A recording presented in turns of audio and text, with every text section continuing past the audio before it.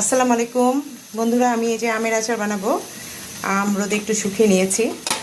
এখানে পাঁচফোড়ন তেলে নিয়ে তারপর ব্লেন্ড করে নিয়েছি। এখানে আছে সরিষা, এই যে আদা রসুন বাটা দিয়ে দিয়েছি আগেই গরম তেলে। তারপর আমি আম দেব, আস্তে আস্তে একটা একটা করে উপকরণ দিব, সিরকা দিব, দিয়ে আচারটা বানিয়ে নিব। পরে দেখাচ্ছি কেমন হচ্ছে।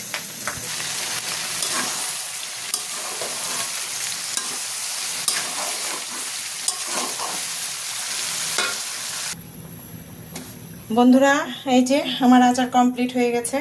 আমি কিন্তু গোটা রসুন দিয়েছি, কেউ তোমরা দাও কিনা এভাবে আমি তো জানি না, আমি দিয়েছি আর কি। আমি একটু আমার মতো করেই করেছি। তো কেমন হয়েছে আচারের রং, এই যে মানে মশলা এবং তেল যখন আমের গা থেকে আলাদা হয়ে যাবে তখন বুঝতে হবে যে না, আচার হয়ে গেছে। আমার মনে হচ্ছে যে হয়ে গেছে। তো তোমরা কমেন্ট বক্সে জানিও বন্ধুরা। আর আচার খাওয়ার দাওয়াত রইল সবার। ভালো থেকো সবাই। আল্লাহ হাফেজ। আসসালামু আলাইকুম।